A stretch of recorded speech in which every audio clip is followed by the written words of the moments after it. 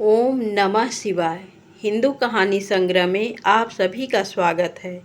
आइए आज बहुत सुंदर कहानी लेकर आते हैं। शिक्षाप्रद कहानी, मनन करने योग्य बातें, सब में भगवान। संत एकनाथ की कहानी कल्याण से ली गई है। संत एकनाथ सर्वत्र भगवत दर्शन करते थे। जड़ चेतन सब में वे अपने परम प्रभु को ही देखते थे। एक बार की बात है, संत एकनाथ जी के पिता का श्राद्ध था। घर में श्राद्ध की रसोई बन रही थी। आप स्वयं द्वार पर खड़े आमंत्रित ब्राह्मणों की प्रतीक्षा कर रहे थे। जब हलवा पकने लगता है तब उसकी महक दूर दूर तक फैल जाती है।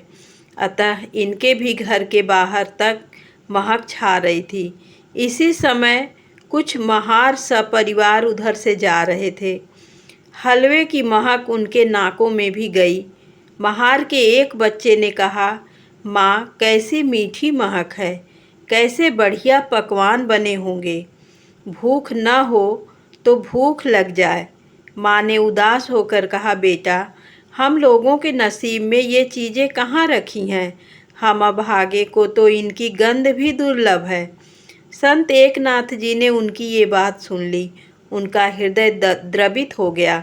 उन्होंने सोचा, सब शरीर भगवान के ही तो मंदिर हैं। इन महारों के द्वारा भी तो भगवान ही भोग लगाएंगे। उन्होंने तुरंत महारों को बुलाया और अपनी पत्नी गिरजाबाई से कहा कि ये रसोई इनको दे दो। गिरजाबाई का भाव और भी सुंदर था। उन्होंने कहा, अन्न तो बहुत हैं, इनको सब बाल बच्चों और महिलाओं सहित बुलवा लीजिए। सबको अच्छी तरह से परोसकर जिमाया जाए। भगवान सर्वत्र हैं, सब प्राणियों में हैं। आज भगवान ने ही इनके द्वारा यह अन्न चाहा है, अतएव आज इन्हीं को तृप्त करके भगवान की सेवा करनी चाहिए। सबको बुलावा गया और बड़े आदर सत्कार के साथ सब पकवान बाहर लाकर उनको भोजन कराया गया। जिसकी गंध भी कभी नसीब नहीं होती, उन स्वादिष्ट चीज़ों को भर पेट खाकर महार और उनके स्त्री बच्चों को कितना आनंद हुआ, इसका अनुमान हम नहीं लगा सकते। इस भोजन से तो उनको अपरिमित प्रसन्नता हुई ही, इससे भी अधिक सुख मिला उनको संत एकनाथ और साध्वी गिरजाबाई के प्रेमपूर्ण नम्र व्यवहार से। उनके अंग अंग एकनाथ जी को मूक आशीर्वाद देने लगे। इसके बाद गिरजाबाई उन्हें पान सुपारी देकर विदा किया। एकनाथ और गिरजाबाई ने घर आंगन साफ कर फिर से श्राद्ध की रसोई बनवाई। परंतु जब निमंत्रित ब्राह्मणों ने सब हाल सुना तो उनके क्रोध का पारावार न रहा। उन्होंने भोजन करने से साफ इनकार कर दिया और कहा, तुम्हारे यहाँ हम लोग भोजन नहीं करेंगे।